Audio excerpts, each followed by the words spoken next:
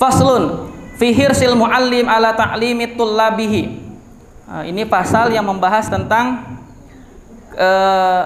seyogyanya bagi seorang muallim itu untuk bersemangat ketika mengajar. Jadi selain kita tadi dianjurkan untuk memiliki wajah yang ceria, menampakkan wajah ceria di depan anak-anak murid kita, kita pun juga harus bersemangat dalam mengajar. Yustahabbu lil muallimi, dan sangat dianjurkan bagi para muallim ayyakuna harison ala ta'limihim, bersemangat dalam mengajar, mu'assiran lizalika ala masalihi nafsihi ad-dunyawiyah allati laysat bidaruriyah. Mu'assiran lizalika itu artinya kurang lebih dia mengutamakan mengajar atas kemaslahatan dirinya sendiri yang perkara duniawi, yang dimana perkara tadi bukan doruri. Artinya aktivitas mengajarnya itu tadi, yang dia mengajar kepada anak didiknya itu dia utamakan terhadap perkara yang itu bersangkutan tentang maslahat dirinya sendiri, perkara duniawi yang tidak terlalu doruri, yang tidak terlalu mendesak. Wa ayyufarriqa qalbahu fi hali julusihi li iqra'ihim minal asbabi asyaghila kulliha wa hiya katsiratun ma'rufa. Dan juga ketika dia mau mengajarkan tadi itu tidak menyibukkan dirinya, tidak menyibukkan hatinya. Ya, fi hali julusihim, dalam keadaan duduknya tadi untuk mengajarkan, yang dimana kalau dia menyibukkan sebab-sebab yang dimana hatinya kalau menyibukkan dengan perkara yang lainnya itu membuat dirinya tidak fokus dalam mengajar. Nah, biasanya itu mungkin ada ya Bang ya, maklumat dari sekolah mungkin yang melarang para guru ketika ngajar itu bawa HP misalnya ya. Nah, ada. Itu merupakan salah satu sebab yang dimana hatinya tersibukkan. Lagi fokus ngajar, lagi sibuk-sibuk ngajar, tahu-taunya nanti ditelepon, sehingga tak konsen untuk mengajar. Wa ayyakuna harisan ala tafhimihim, dan bersemangat juga dalam memahami mereka. Wa ayyu'tiyakulla insanin minhum ma yaliqu bihi, ya, dan menjelaskan kepada semua anak didiknya tadi apa yang sesuai dengannya. Nah, ini yang paling bagus setelah ini nih. Fala yaksur ala man la yahtamil al-iksar wala yuqassir. Fala yukassir ala man la yahtamil al-iksar wala yuqassir ala liman yahtamil al-ziyadah. Jadi katanya di sini, jadi jangan sampai kita memperbanyak hafalan bagi mereka yang tidak sanggup menghafal banyak, dan jangan kita memberikan sedikit hafalan bagi mereka yang sanggup untuk menghafal banyak. Nah, ini bagus nih kita terapkan nih di sekolah nanti, di TK, di SD, di SMP, atau di Qurratul A'yun ya. Qurratul A'yun. Ini bisa kita terapkan. Jadi kan kita sudah bersama mereka nih selama beberapa bulan. Otomatis kan kita setidaknya mengetahui, oh ini orang ini nih cepat hafalannya. Oh orang ini nih sangat lambat hafalannya. Sulit untuk menangkap. Maka orang-orang yang seperti ini kita klasifikasikan, lalu kita kasih target yang itu jangan terlalu banyak. Bagi mereka yang hafalannya lambat, bagi mereka yang sulit menangkap, bagi mereka yang mungkin disuruh hafal dalam sehari satu halaman, tahu-taunya cuma dapat setengah halaman atau cuma satu ayat misalnya. Orang-orang seperti ini maka jangan dibebankan untuk menghafal yang banyak. Apalagi kalau seandainya yang mungkin ada, sangat kita sayangkan di beberapa lembaga, beberapa sekolah, kalau ada anak didik yang itu tidak sampai target. Seharusnya kelas tahun pertama ini misalnya hafal 1 juz, selesai 1 juz, tak selesai 1 juz, akhirnya dikeluarkan di DO. Ini kalau bagi kami, pandangan kami, ini tidak seharusnya seperti ini. Kenapa? Karena gini ya, orang tua itu ketika menitipkan anaknya ke lembaga kita, apalagi lembaga kita yang menghafal Quran tadi, itu kan pasti punya harapan. Dititipkan anak dia ke sekolah kita, itu sudah menjadi kesyukuran bagi kita. Karena apa? Karena orang tuanya mau kebaikan bagi anaknya. Tahu-taunya karena tak sampai target kita keluarkan. ketika setelah dia dikeluarkan, tahu-taunya dia tidak lagi belajar. Tahu-taunya dia mendodos. Tahu-taunya dia berubah menjadi iboles. Ya kan? Dia udah menghafal Quran, udah menghafal Quran di dalam lembaga tadi, dalam sekolah tadi. Cuman karena dikeluarkan, akhirnya dia jahat dari perilakunya. Makanya kita perlu perhatikan seperti ini. Ya. Jadi kita enggak apa-apa punya target, punya patokan dalam hafalan enggak masalah. Cuman kalau ada orang-orang yang itu sulit untuk menghafal, maka jangan dibebankan yang banyak. Cukup misalnya 1 hari 1 ayat itu sudah bagus, sudah dapat alhamdulillah. 360 hari udah dapat 360 ayat, kan? Tapi kalau seandainya dia kuat hafalannya, kebalikannya, kalau dia kuat hafalannya, maka jangan dikasih hafalan yang sedikit. Dia bisa dalam sehari ngabisin 1 lembar. Dia bisa menghabiskan dalam sehari itu 2 lembar. Jangan pula kita kasih itu cuman setengah halaman doang. Mubazir gitu kan. Anak-anak yang seperti ini yang sudah Allah berikan ilham karunia seperti ini sayang kalau tidak dimanfaatkan. Maka dikasihkan kepada mereka yang dia itu mampu untuk menghafalnya. Tapi ingat, setelah ini yang penting ini. Wa ya'khuzuhum bi i'adati mahfuzatihim. Ini yang paling penting itu kita ingatkan kepada mereka untuk i'adah. I'adah itu artinya memurojaah hafalannya. Jadi bukan intinya itu dia banyak hafalannya, mau 1 halaman, mau 2 halaman, mau 1 ayat, mau 2 ayat, itu bukan intinya. Intinya itu adalah bagaimana caranya dia mengulangi lagi hafalan setelahnya. Sebagaimana mungkin Ustadz Fikri bisa merasakan ya, hafalan itu mudah ya Ustadz ya, menjaganya susah ya Ustadz ya. Ada perkataan bagus ini, mungkin bisa jadi status WA setelah ini. Katanya hafalan Quran itu tanda cinta. Kita ngafal Quran tanda cinta. Memurojaahnya itu tanda setia. Bagaimana mau cinta? Gimana Ustaz? Setia? Gimana? Hah? Bagaimana dia mau setia sementara dia tidak cinta? Ya kan? Bagaimana dia mau memurojaah hafalan sementara dia tidak mau menghafal? Ya kan? Jadi bagaimana dia mau setia sementara dia sendiri tidak cinta? Bagus sekali, mantap. Wa yusni alaman zaharat najatuhu ma lam yakhsha alaihi fitnah bi ijabi au ghairihi. Ini perlu kita perhatikan ya.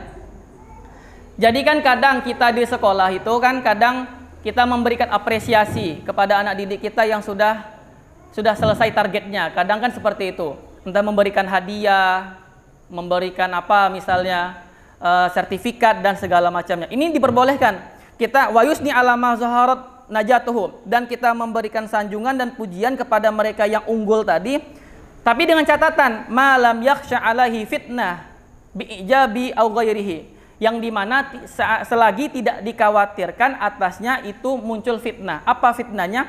Rasa ujub. Jadi ada anak didik kita yang 10 orang, 1 orang telah selesai 1 juz hafalannya, boleh kita kasih hadiah dengan catatan nanti orang tersebut tidak ada rasa ujub di dalam dirinya. Lalu selanjutnya waman qassara an nafahu ta'nifan latifan. Jadi kalau orang yang tidak sampai target gitu kan, orang yang kurang hafalannya itu boleh ditegur. Boleh ditegur dengan catatan malam yakhsha ahadan minhum bi bara'atin tazharu minhu. Ya, yang dimana dengan kita boleh menegurnya dengan catatan selagi dia nanti dengan teguran tadi tidak patah semangat.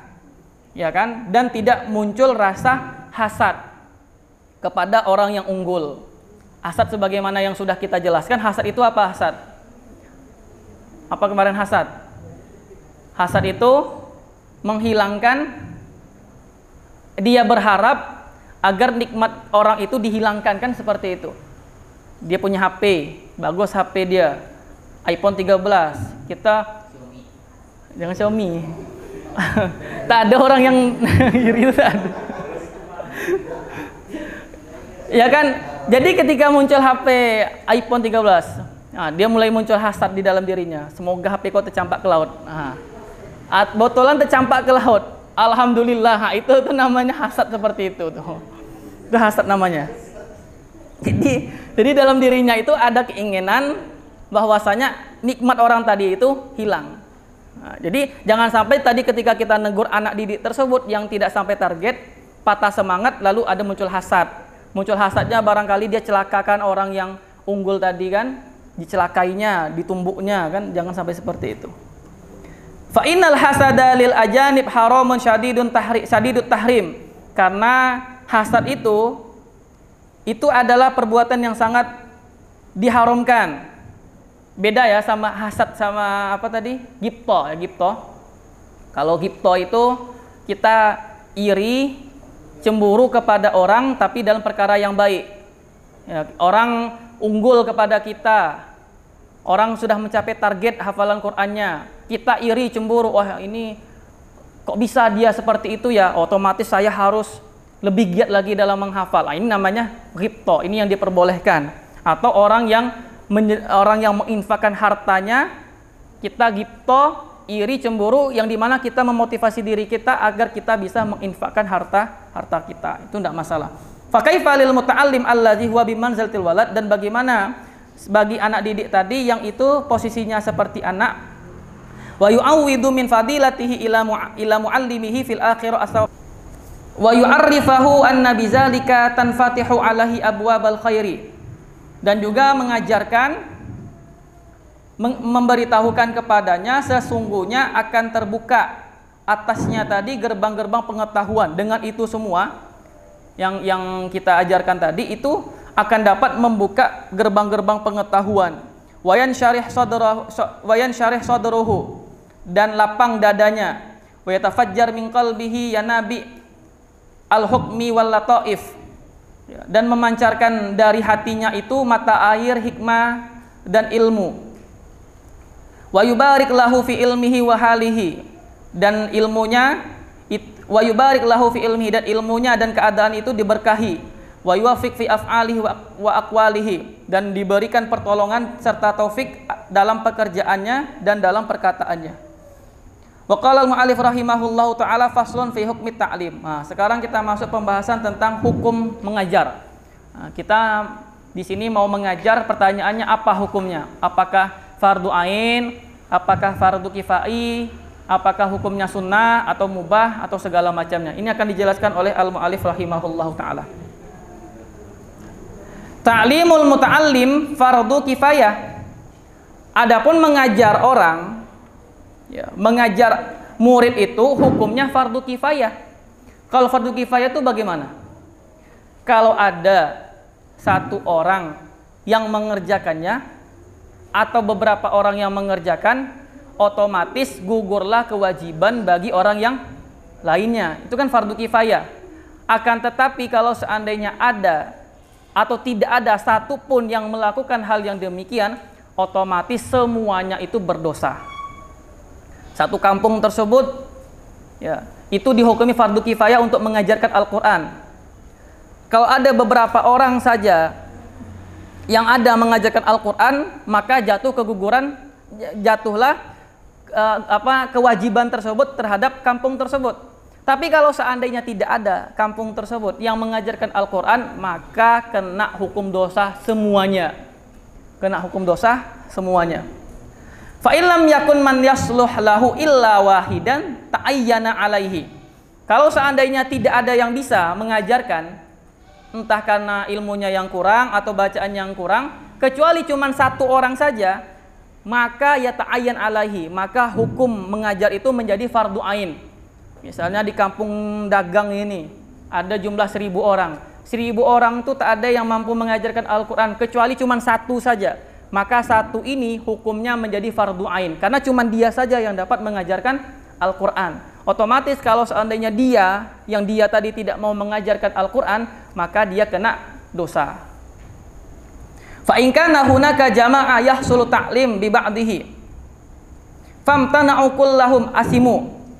Maka jikalau ada sekelompok orang yahsulu ta'lim bi ba'dihim, yang dimana sebagian dari yahsulu at-ta'lim bi ba'dihim, yang dimana sebagian dari mereka itu ada yang bisa mengajar, famtana'u kullahum, akan tetapi mereka menolak untuk mengajarkan, asimu, maka mereka semuanya berdosa. Jadi kalau ada di kelompok tersebut ada beberapa orang yang bisa, kayak tadi dicontohkan tadi, ada yang bisa di tempat tersebut, tapi tidak ada, atau dia diminta untuk mengajar, lalu dia tidak mau, menolaknya, maka asimu, maka berdosa. Fa in qama bihi ba'duhum, akan tapi kalau ada sebagian dari mereka yang mengajar, saqata al-haraj anil baqin, maka gugurlah kewajiban bagi yang lainnya. Wa in talaba min ahadihim wamtana'a. Nah, jadi maksudnya di sini, kalau seandainya ada orang yang minta kepada mereka itu untuk mengajar, jadi ada nih jamaah nih, sekelompok orang yang dimana di kelompok tersebut sudah ada yang mengajarkan Al-Quran, sementara dia tidak mengajarkan Al-Quran. Lalu datang orang lain, anak kecil datang kepada dia, bang ajarkanlah kami, ustadz ajarkanlah kami Al-Quran, ya kan? Sementara yang orang lain itu sudah ada yang mengajarkan. Lalu disebutkan di sini wamtana'a, tapi dia nolak, abang sibuk dek, gitu kan? Ustadz lagi sibuk dek, ada kesibukan yang lain. Fa azharo, maka pendapat yang azhar al-wajhaini. Jadi ada dua pendapat. Tapi di sini Imam Nawawi mengatakan annahu la ya'sam. Jadi pendapat yang kuat dari dua pendapat ini, annahu la ya'sam, dia tidak berdosa, lakinnahu yukrahu lahu zalika, akan tapi dia dimakruhkan atasnya, idza lam yakun lahu uzur, selagi dia tanpa ada alasan. Jadi kayak tadi ada jamaah di sana, anggap saja 10 orang gitu kan, 7 orangnya sudah mengajarkan Al-Quran, tinggal 3 orang. Ini 3 orang ini nganggur. Jadi nanti didatangi salah satu dari mereka didatangi oleh anak kecil minta diajarkan Al-Quran, lalu dia menolaknya tanpa ada alasan, maka di sini tak berdosa, cuman jatuh ke dalam kemakruhan.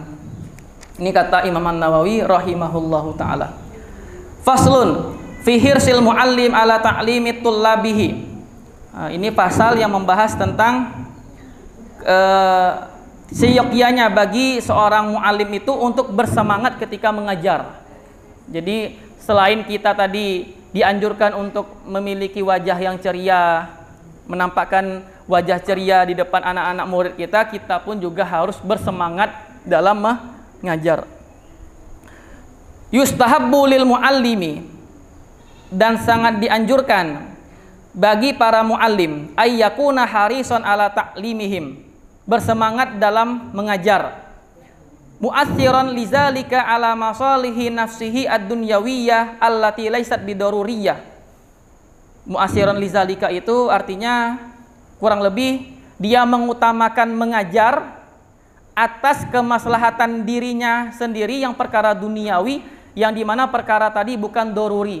Artinya aktivitas mengajarnya itu tadi, yang dia mengajar kepada anak didiknya itu dia utamakan terhadap perkara yang itu bersangkutan tentang maslahat dirinya sendiri, perkara duniawi yang tidak terlalu doruri, yang tidak terlalu mendesak. Wa ayyufarriqa qalbahu fi hali julusihi li iqra'ihim min al-asbabi asyaghila kulliha wa hiya katsiratun ma'rufa. Dan juga ketika dia mau mengajarkan tadi itu tidak menyibukkan dirinya, tidak menyibukkan hatinya. Ya, fi hali julusihim, dalam keadaan duduknya tadi untuk mengajarkan, yang dimana kalau dia menyibukkan sebab-sebab yang dimana hatinya kalau menyibukkan dengan perkara yang lainnya itu membuat dirinya tidak fokus dalam mengajar. Nah, biasanya itu mungkin ada ya bang ya, maklumat dari sekolah mungkin yang melarang para guru ketika ngajar itu bawa HP misalnya ya. Nah, ada, itu merupakan salah satu sebab yang dimana hatinya tersibukkan, lagi fokus ngajar, lagi sibuk-sibuk ngajar, tahu-taunya nanti ditelepon, sehingga tak konsen untuk mengajar. Wa ayyakuna harisan ala tafhimihim, dan bersemangat juga dalam memahami mereka. wa ayyu'tiyakulla insanin minhum ma yaliqu bihi.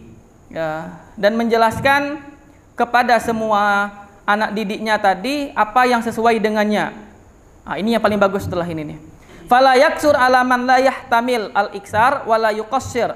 Fala yukassir ala man la yahtamil al-iksar wala yuqassir ala liman yahtamil al-ziyadah. Jadi katanya di sini, jadi jangan sampai kita memperbanyak hafalan bagi mereka yang tidak sanggup menghafal banyak, dan jangan kita memberikan sedikit hafalan bagi mereka yang sanggup untuk menghafal banyak. Nah, ini bagus nih kita terapkan nih di sekolah nanti, di TK, di SD, di SMP, atau di Qurratul A'yun ya. Qurratul A'yun. Ini bisa kita terapkan. Jadi kan kita sudah bersama mereka nih selama beberapa bulan. Otomatis kan kita setidaknya mengetahui, oh ini orang ini nih cepat hafalannya. Oh orang ini nih sangat lambat hafalannya. Sulit untuk menangkap. Maka orang-orang yang seperti ini kita klasifikasikan, lalu kita kasih target yang itu jangan terlalu banyak. Bagi mereka yang hafalannya lambat, bagi mereka yang sulit menangkap, bagi mereka yang mungkin disuruh hafal dalam sehari 1 halaman, tahu-taunya cuma dapat setengah halaman atau cuma 1 ayat misalnya. Orang-orang seperti ini maka jangan dibebankan untuk menghafal yang banyak. Apalagi kalau seandainya yang mungkin ada sangat kita sayangkan di beberapa lembaga, beberapa sekolah, kalau ada anak didik yang itu tidak sampai target. Seharusnya kelas tahun pertama ini misalnya hafal 1 juz, selesai 1 juz, tak selesai 1 juz, akhirnya dikeluarkan di DO. Ini kalau bagi kami, pandangan kami, ini tidak seharusnya seperti ini. Kenapa? Karena gini ya, orang tua itu ketika menitipkan anaknya ke lembaga kita, apalagi lembaga kita yang menghafal Quran tadi, itu kan pasti punya harapan. Dititipkan anak dia ke sekolah kita, itu sudah menjadi kesyukuran bagi kita. Karena apa? Karena orang tuanya mau kebaikan bagi anaknya. Tahu-taunya karena tak sampai target, kita keluarkan. Ketika setelah dia dikeluarkan, tahu-taunya dia tidak lagi belajar. Tahu-taunya dia mendodos. Tahu-taunya dia berubah menjadi iboles. Ya kan? Dia udah menghafal Quran, udah menghafal Quran di dalam lembaga tadi, dalam sekolah tadi. Cuman karena dikeluarkan, akhirnya dia jahat dari perilakunya. Makanya kita perlu perhatikan seperti ini. Ya. Jadi kita Bapak punya target, punya patokan dalam hafalan tidak masalah. Cuman kalau ada orang-orang yang itu sulit untuk menghafal, maka jangan dibebankan yang banyak. Cukup misalnya 1 hari 1 ayat itu sudah bagus, sudah dapat alhamdulillah. 360 hari udah dapat 360 ayat, kan? Tapi kalau seandainya dia kuat hafalannya, kebalikannya, kalau dia kuat hafalannya, maka jangan dikasih hafalan yang sedikit. Dia bisa dalam sehari ngabisin 1 lembar. Dia bisa menghabiskan dalam sehari itu 2 lembar. Jangan pula kita kasih itu cuman setengah halaman doang. Mubazir gitu kan, anak-anak yang seperti ini yang sudah Allah berikan ilham karunia seperti ini sayang kalau tidak dimanfaatkan. Maka dikasihkan kepada mereka yang dia itu mampu untuk menghafalnya. Tapi ingat, setelah ini yang penting ini. Wa ya'khuzuhum bi i'adati mahfuzatihim. Ini yang paling penting itu kita ingatkan kepada mereka untuk i'adah. I'adah itu artinya memurojaah hafalannya. Jadi bukan intinya itu dia banyak hafalannya, mau 1 halaman, mau 2 halaman, mau 1 ayat, mau 2 ayat, itu bukan intinya. Intinya itu adalah bagaimana caranya dia mengulangi lagi hafalan setelahnya. Sebagaimana mungkin Ustaz Fikri bisa merasakan ya, hafalan itu mudah ya Ustaz ya, menjaganya susah ya Ustaz ya. Ada perkataan bagus ini, mungkin bisa jadi status WA setelah ini. Katanya hafalan Quran itu tanda cinta. Kita ngafal Quran tanda cinta. Memurojaahnya itu tanda setia. Bagaimana mau cinta? Gimana Ustaz? Setia. Gimana? Hah? Bagaimana ya? Bagaimana dia mau setia sementara dia tidak cinta? Ya kan? Bagaimana dia mau merujaah hafalan sementara dia tidak mau menghafal? Ya kan? Jadi bagaimana dia mau setia sementara dia sendiri tidak cinta? Bagus sekali, mantap. Wa yusni ala man zaharat najatuhu ma lam yakhsha alaihi fitnah bi ijabi au ghairihi. Ini perlu kita perhatikan ya. Jadi kan kadang kita di sekolah itu kan kadang kita memberikan apresiasi kepada anak didik kita yang sudah selesai targetnya. Kadang kan seperti itu. Entah memberikan hadiah, memberikan apa misalnya sertifikat dan segala macamnya. Ini diperbolehkan.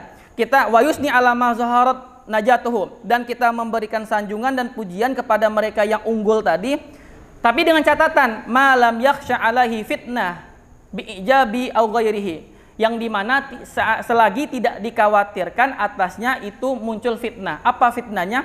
Rasa ujub.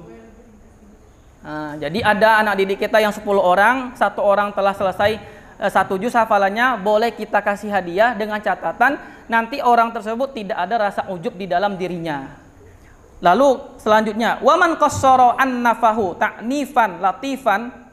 Jadi kalau orang yang tidak sampai target gitu kan, orang yang kurang hafalannya itu boleh ditegur.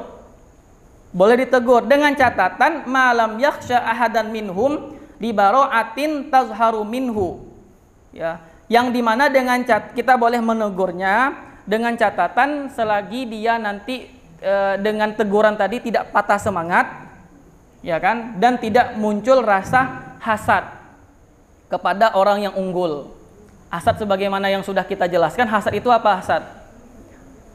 Apa kemarin hasad? Hasad itu menghilangkan, dia berharap agar nikmat orang itu dihilangkan, kan seperti itu. Dia punya HP, bagus HP dia, iPhone 13, kita jangan Xiaomi. Tak ada orang yang iri, tak ada.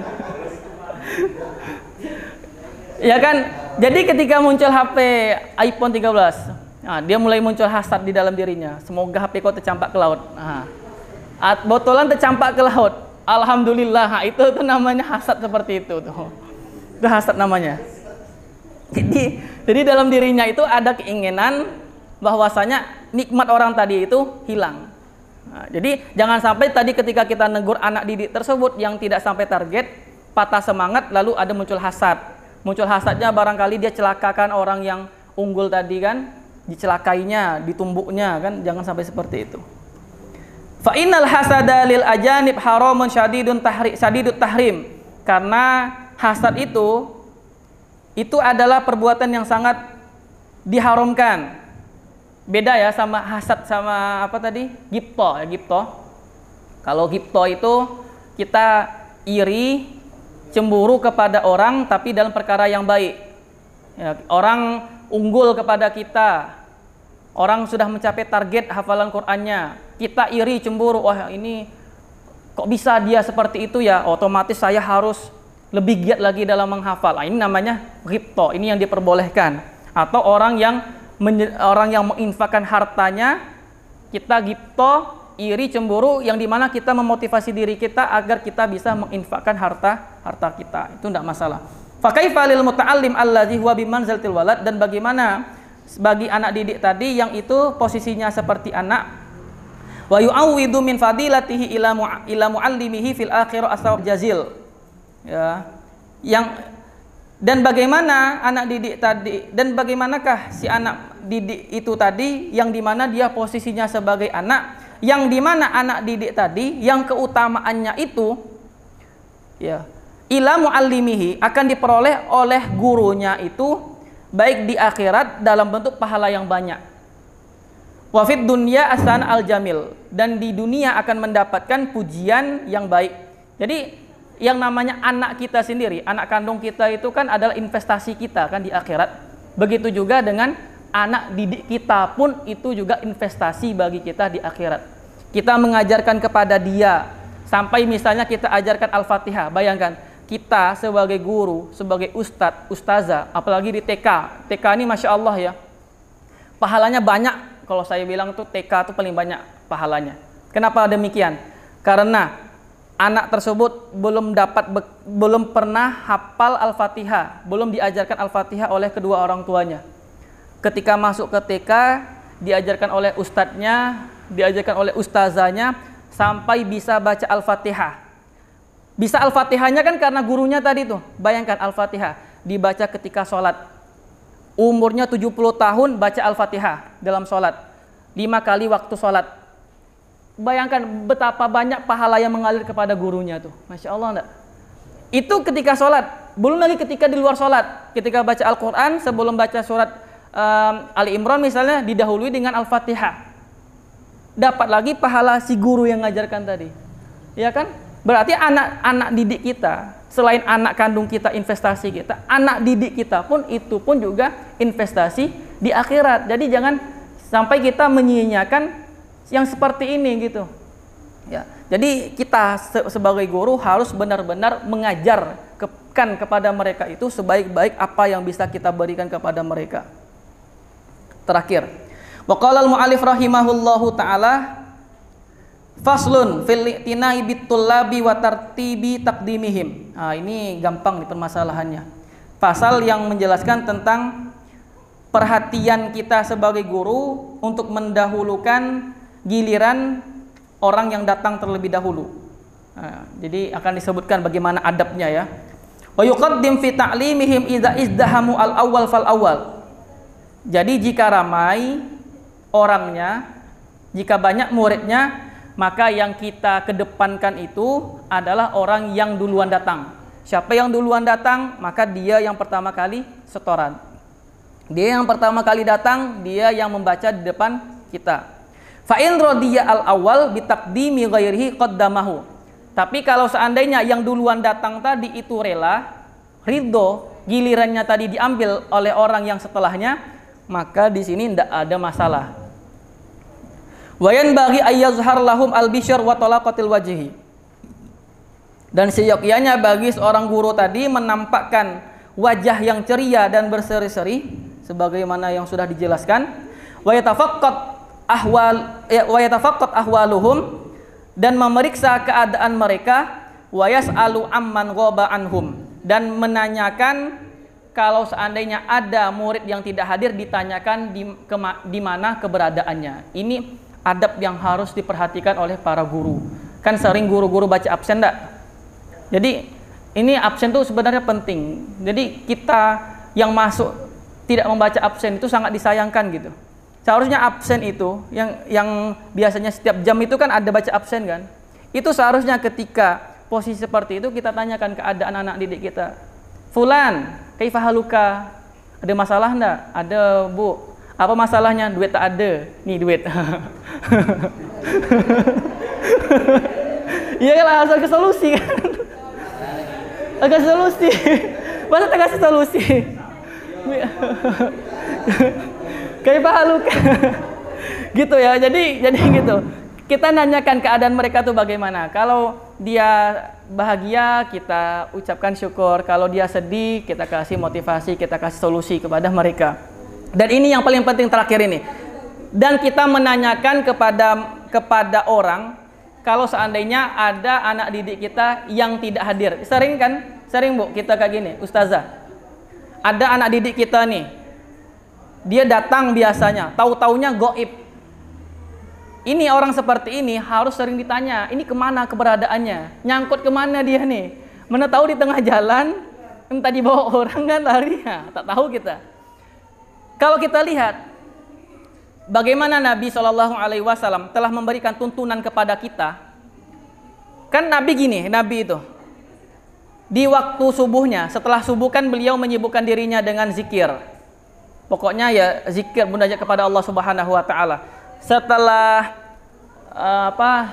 syuruk, waktu syuruk itu Nabi SAW datang mengunjungi para istri-istrinya. Semuanya itu didatangi, maksudnya berkunjung ke rumah istri-istrinya dan nanyakan keadaannya. Kalau sempat makan, makan. Setelah selesai daripada itu, beliau pun kembali lagi ke Masjid Nabawi, duduk kumpul bersama para sahabat untuk mengajarkan kepada para sahabat tentang ilmu dan hikmah. Jadi memang itu aktivitasnya Nabi Shallallahu Alaihi Wasallam. Pokoknya setiap pagi itu pasti duduk di halaqah untuk belajar ilmu bersama Nabi Shallallahu Alaihi Wasallam. Jadi kalau ada sahabat yang tidak hadir di halaqahnya Nabi, pasti Nabi nanya, ini kemana orang ini? Dulu dikisahkan ketika ada sahabat Abi Hurairah, itu posisinya disebutkan dalam hadis itu lagi dalam keadaan junub. Karena junub tadi maka dia lari menghindar dari Nabi Shallallahu Alaihi Wasallam. Seharian Nabi tidak melihat Abu Hurairah, karena Abu Hurairah kan termasuk sahabat yang rajin ya. Makanya nanti Abu Hurairah itu termasuk sahabat yang paling banyak meriwayatkan hadis, gitu. Jadi karena tidak menjumpai Abu Hurairah di dalam majelisnya Nabi, besoknya ketemu sama Abu Hurairah, apa kata Rasulullah? Ya Abu Hurairah, aina kunta ya Abu Hurairah? Wahai Abi Hurairah, kemana kau semalam tuh? Bayangkan, Nabi saja seperti itu. Nabi, junjungan kita, Nabi kita, Rasulnya kita. Ketika ada orang yang tidak hadir, ditanyakan, Aina kunta ya Abu Hurairah? Mana engkau wahai Abu Hurairah? Nah, maka kita selaku guru, besok ada murid kita yang tak datang, tanyakan keberadaannya. Semalam kau kemana? Nah, gitu kan? Kau kemana? Sangkut deh, mendodos kah? Gitu. Tak ada. Ya gitulah pokoknya ya. Wallahu taala alam. Sampai di sini pertemuan kita sore ini. Aqulu qouli hadza wa astaghfirullah li wa lakum wa billahi taufiq wal hidayah. Wassalamualaikum warahmatullahi wabarakatuh.